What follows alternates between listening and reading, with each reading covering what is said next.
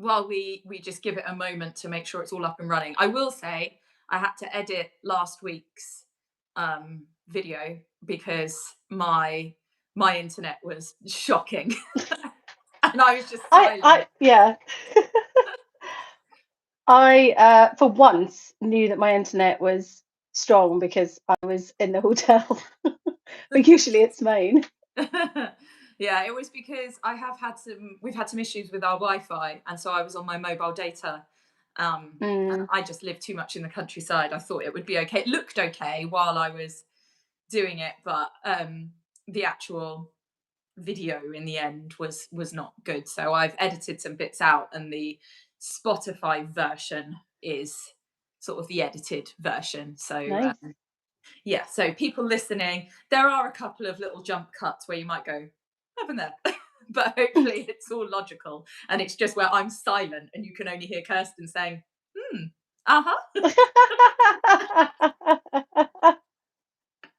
Lovely. Didn't notice that live. No, exactly. It looked fine live, but it was then once it was sort of uploaded, it clearly just cut me out. It was like, let's get rid of that nonsense. Love it. Awesome. Well, should we get into it? Absolutely. Well, Cool. hello, everybody. Welcome back to Spines and Headlines. This is episode 5. We've done this for 5 weeks. I know. Most consistent thing in my life.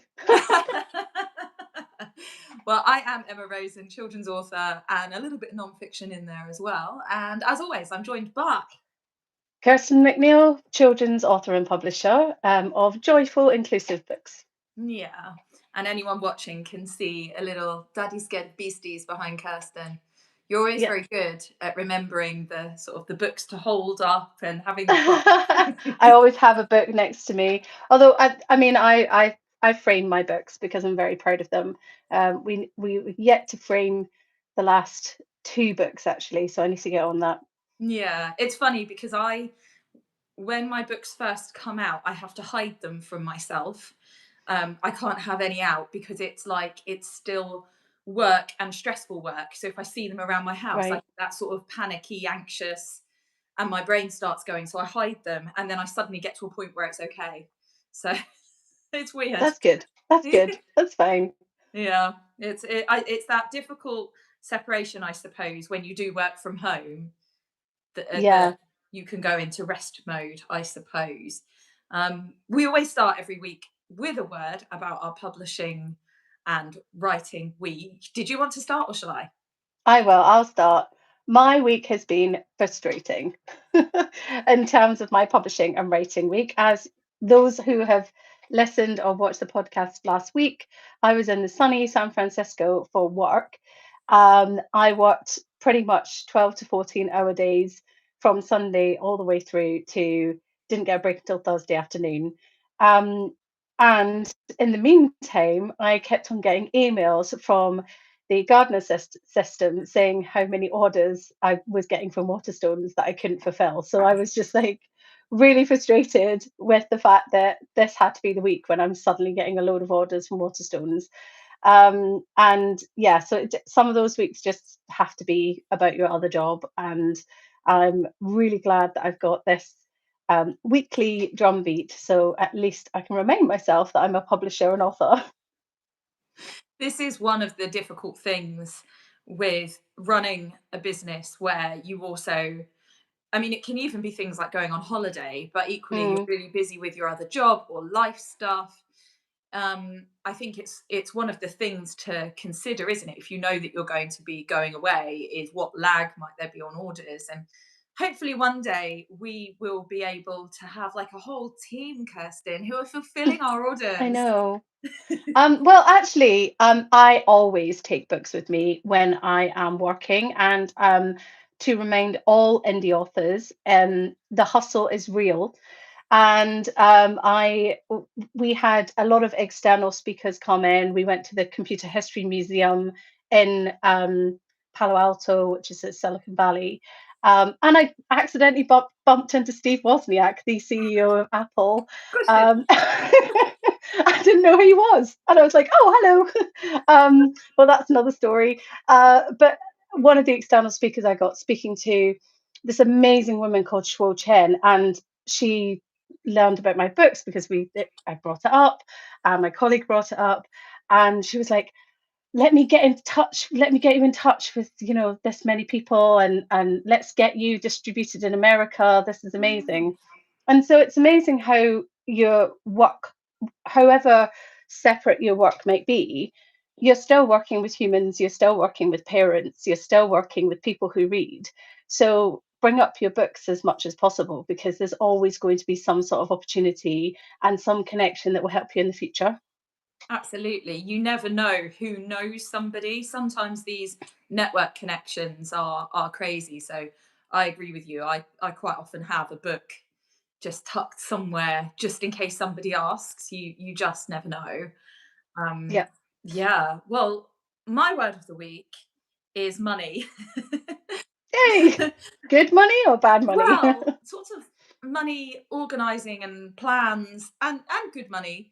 So I one side of things is figuring out the funding for the two book projects that I'm working on at the moment, one of which is sponsored by Natural England, but obviously it's figuring out the cash flow with their money coming in and me paying Mm, for the various elements of the book and sort of considering how all that will work, as well as my other book is going to be done through a Kickstarter.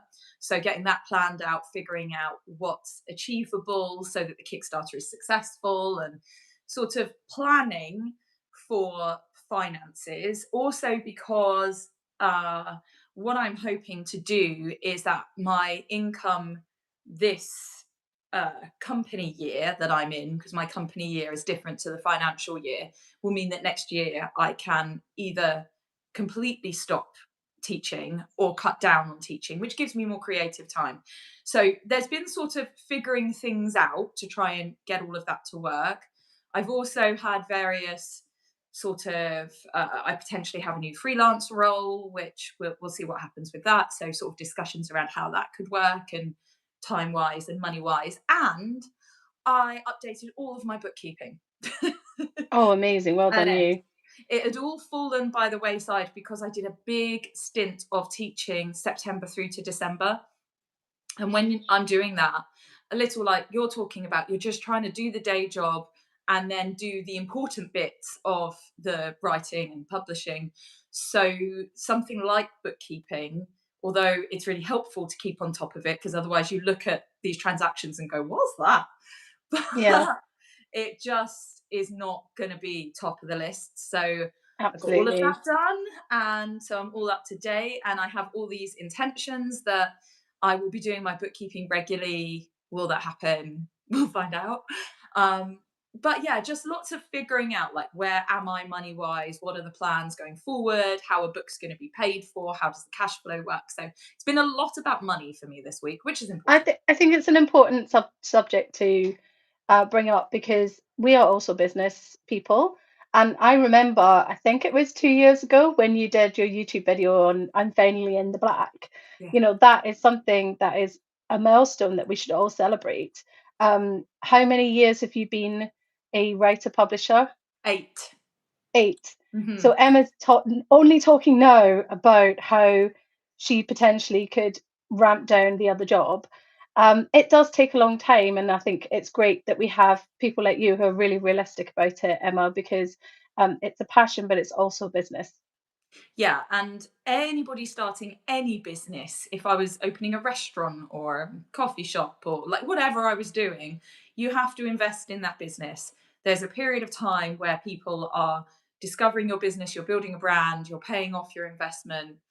So it takes time to get in the black. And often for authors, we are balancing that with a second job. We have families or commitments, caring commitments, Mm, whatever's going on in our lives. And so your time is limited. And often, because the nature of writing means we can do it in those little stolen moments. So we're kind of trying to make this thing work with limited time. It just takes a long time to get to that point where you go, okay, I've managed to pay back my investment. Obviously, there's continued investments in new books, and I've learned about this business, and I have experience, and I have network, and I have a brand. It just takes time. It And it's does. frustrating when you know that if you had time, you could achieve so much more. But the reality is, we have commitments and responsibilities. So, yeah. Well done. So what are we talking about today, Emma? Today One of is my the favorite people. celeb edition. Yes, celeb edition. Woohoo! Yeah, so we are going to talk about some celebrities that are doing really amazing things, and a bit of a discussion about celebrities that maybe are not contributing so positively. Um, in our opinion, this is absolutely not going to be any kind of like slander or libel, but just our opinion on things that are going on in the news. So let's start with Dolly Parton, Yes, since we've been talking my about favorite working person. 9 to 5. So she's doing good stuff. She's been doing good stuff for a long time. Yeah. Do you, so Dolly Parton's, we're talking specifically about her Imagination Library. Do you know how it started, Emma?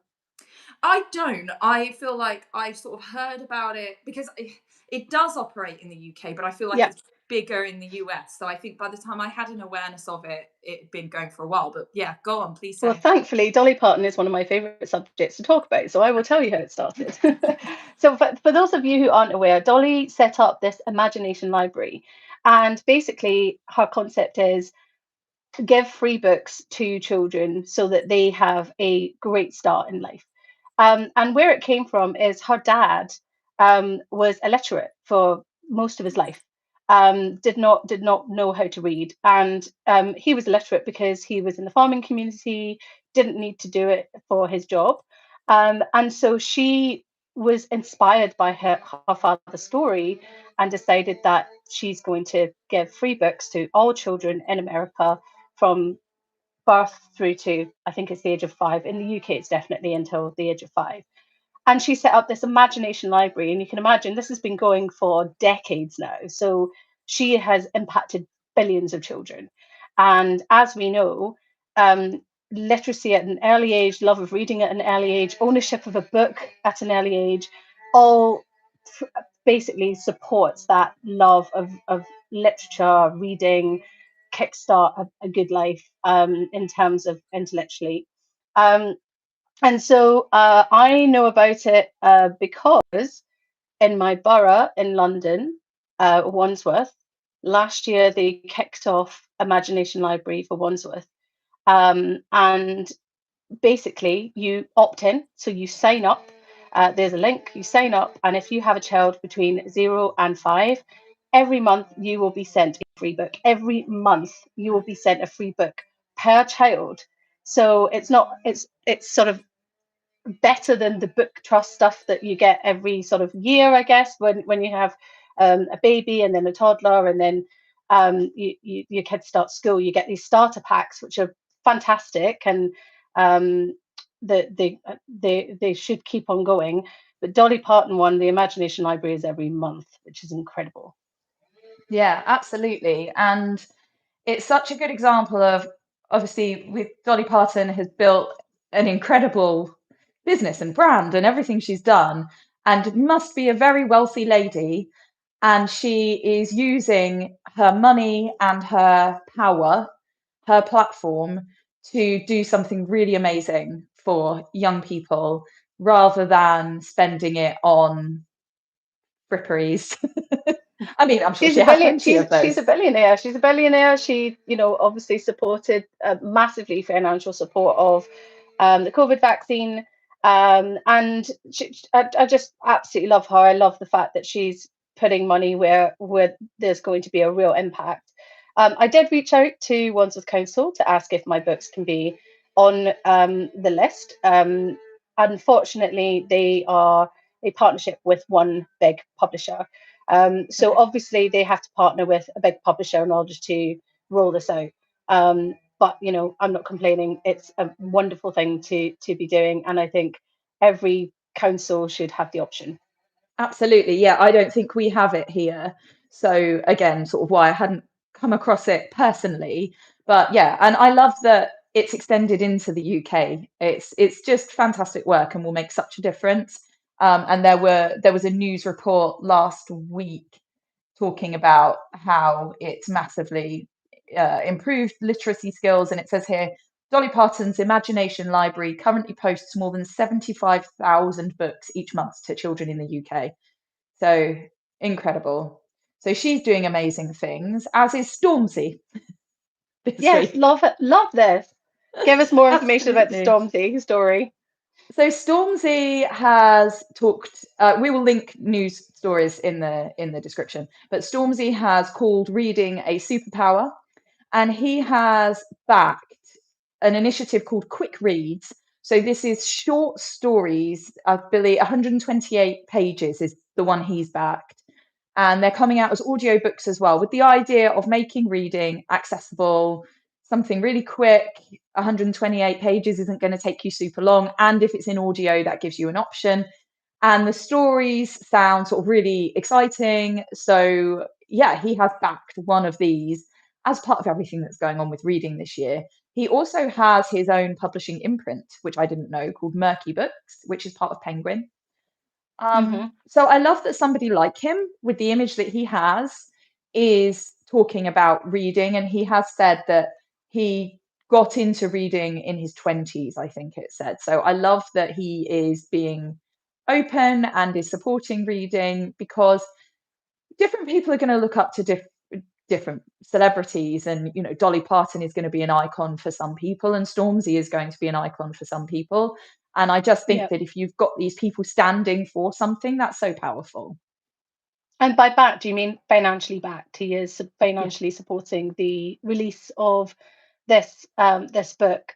Yeah. It reminds me, actually, I wish I knew the name, and we'll need to research this and put a link to it. But there's a famous YouTuber who has started to read on his YouTube channel, so read aloud.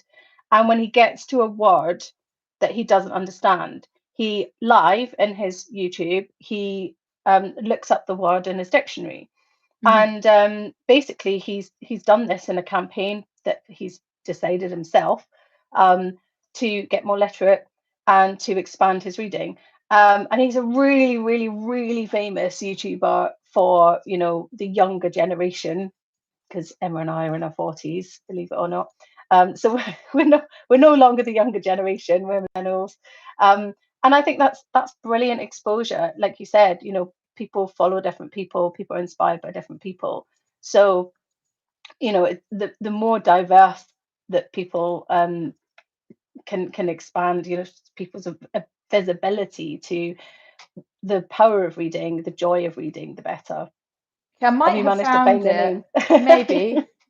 Okay, and I'm going to seem really old here because I haven't come across them. So Kai, is it Senex? Is that how you say it? I think so. I think it's this Kai guy. Yeah, it says people praise him after he was mocked for looking up words while reading books. Yeah, popular streamer. That's amazing. Yeah, it's amazing. It's really good. And I think celebrities have such reach and they have such power in the things that they do. It's really important to share these stories and to support that, because there's only so much that we can do. Absolutely. So we really, it's amazing when celebrities are encouraging people to get into reading and showing reading as something, maybe not cool, that's probably the wrong word, but like something that's Exciting. worth doing. Yeah. I Yeah. feel like when you say cool, it's like, oh, I'm hip. Reading is wicked.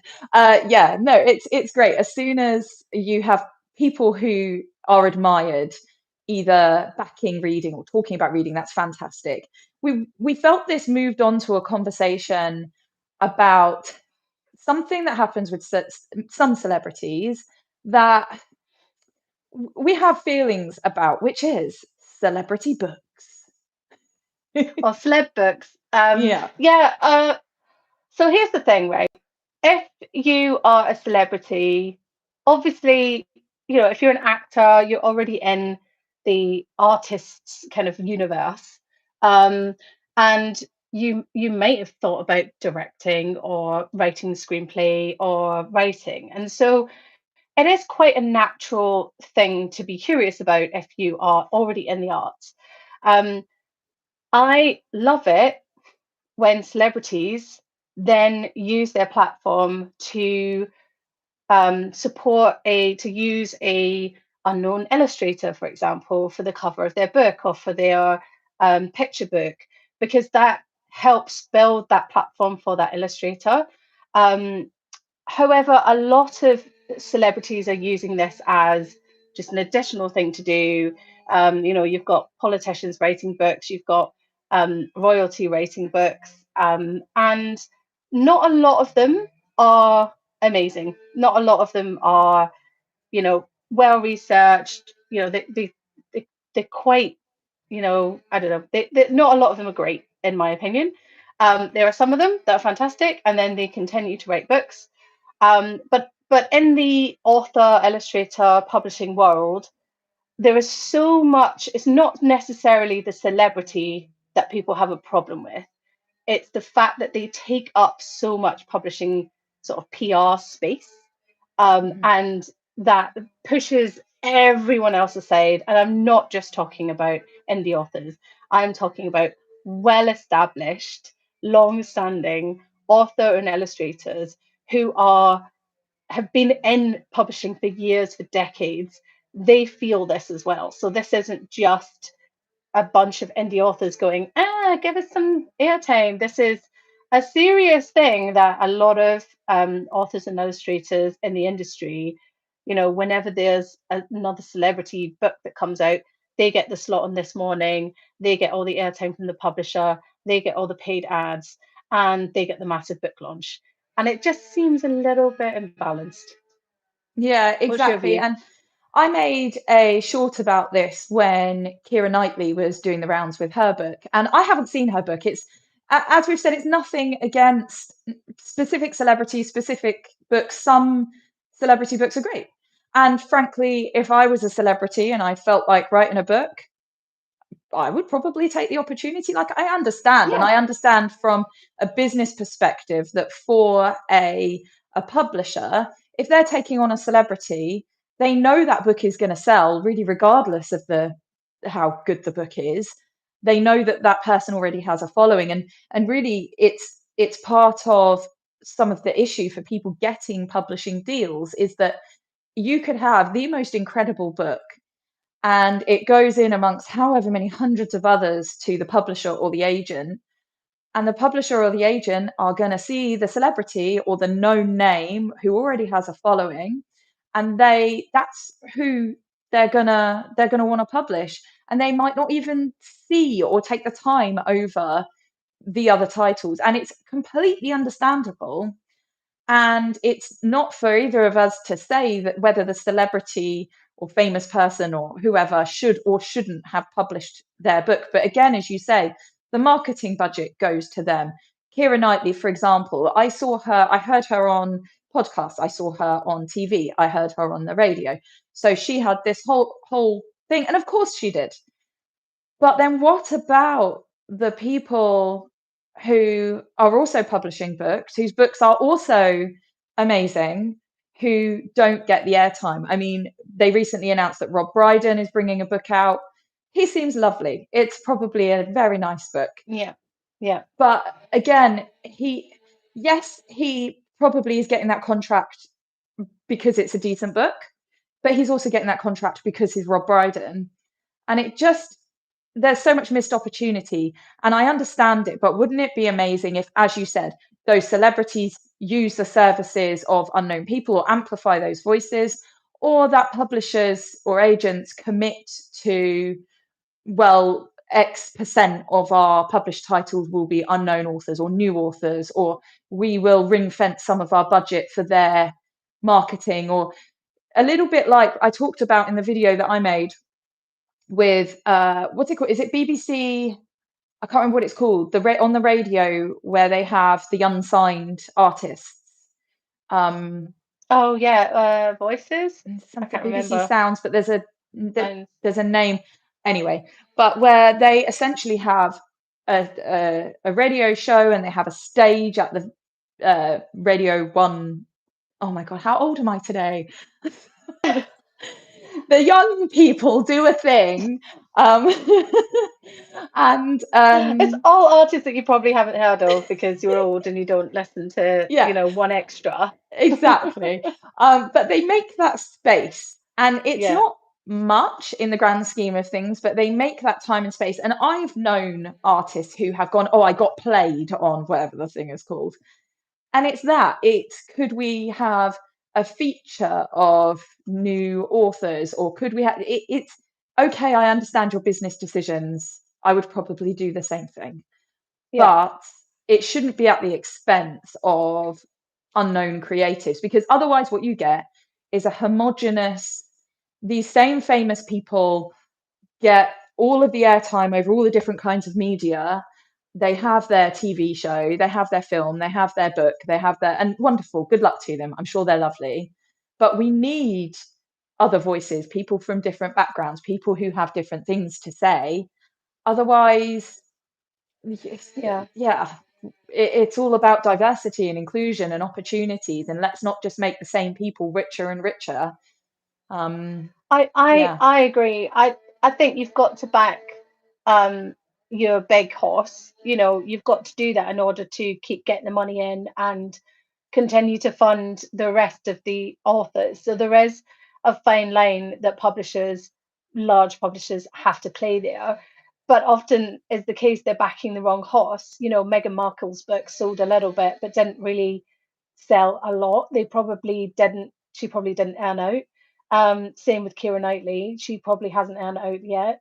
Um, and everybody knows with children's books, even with the really, really big ones, if you're selling over 1,000 a year, you're actually winning because Yeah. there's so much choice, Mhm. and only a very, very small percentage of people get over that and continue to sell. So it is a really difficult balance. I do think that they can do more. I think that, if you're a celebrity author, um, why not do your book launch alongside another book? Mhm. Bring another author up with you, and say, if you love this, you'll love this book as well. There's plenty of space for people to do that. And I think the particular bugbear at the moment is over Christmas when there was a huge amount of book promotion. There were quite a lot of celebrity authors plugging their books, and not one of the publishers' posts had mentioned the illustrator of the front cover or the illustrator of Mhm. the entire book. And you're like, this is a children's book. It has illustrations in it. Um, why isn't that should be the basic level of exposure that this celebrity author is able to do, and it is continuously emitted, which is Yeah. really, really like ridiculous. It's just not great. And so when not even the minimum is being done, there is a bit of an outrage happening. Yeah, and I did have people commenting on, I think it was a short I made, kind of saying, well, you're just jealous. And it's like, well, I mean, sure, I'd love to sell more books and have the sort of marketing and publicity to be able to achieve what I want to achieve. But it's not about that. It's about looking at the industry as a whole and all of the people that whose voices are not heard, and even when they're part of the team working on these books. And it's part of why personally I am not a fan of ghostwriting, and I know that there are obviously plenty of writers who it means that they can make money doing what they love. But if you made some art, you should be credited. And so if someone is illustrating a celebrity's book, then mention them. If they wrote the celebrity's book for them, their name should be there, and it should be clear that it's fine that a celebrity doesn't have the skill set and has had someone else on the team.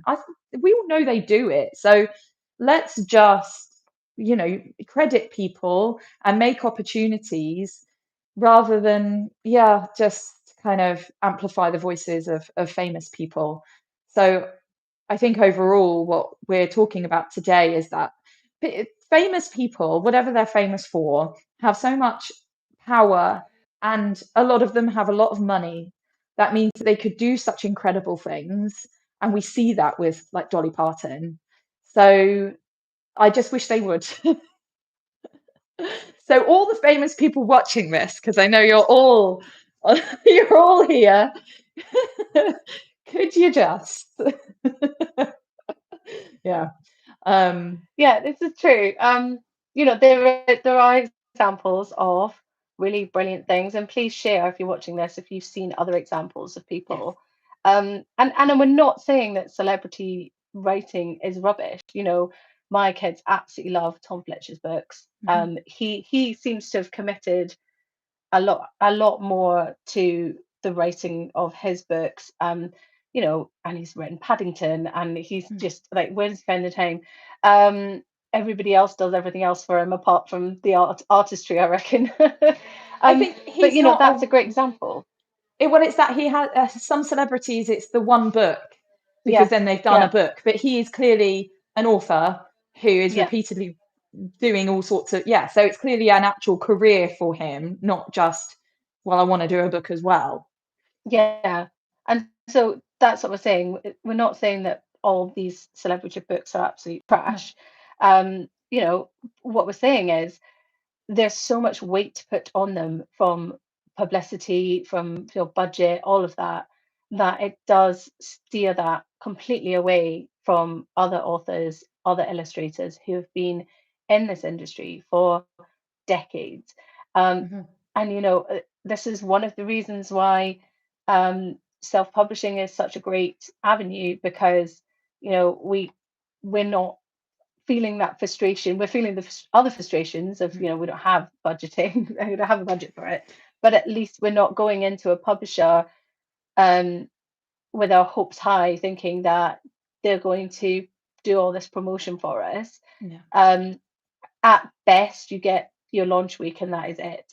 And so, a lot of authors and illustrators, they have to book their own visits. They have to do their own promotion on socials, and it's only just that 1 week of launch that they get any airtime at all.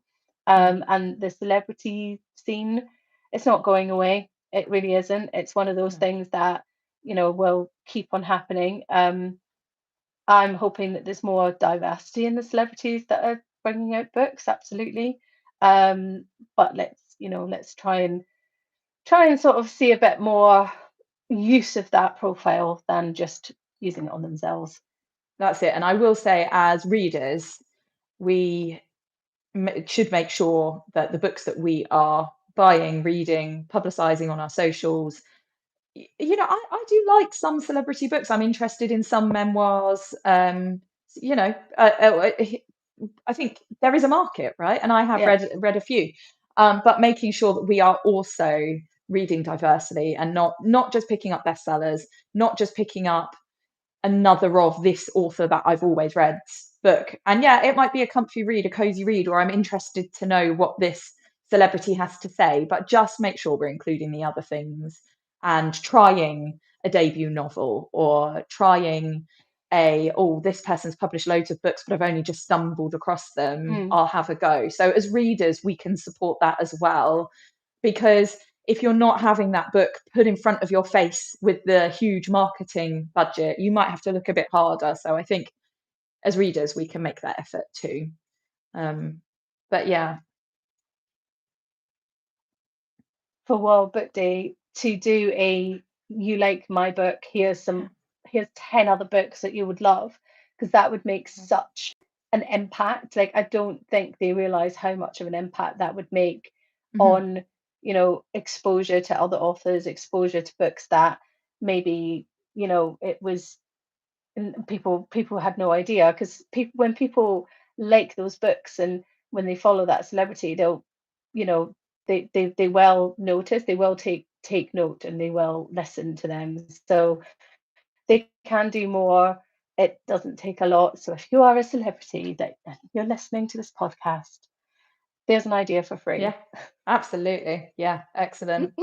Well, I feel like we've done our celebrity episode. Yeah, we have, and we hopefully won't get sued. We've been very nice. As I say, like, it's nothing against the books or the celebrity. It's sort of the industry, really, and the trying to make a level playing field. Yeah.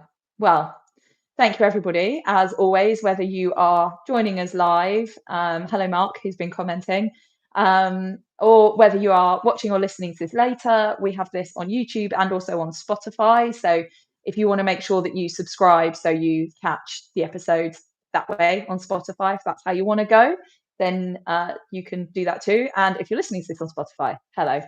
So I think that's all the things, but we're really enjoying doing this, aren't we? So,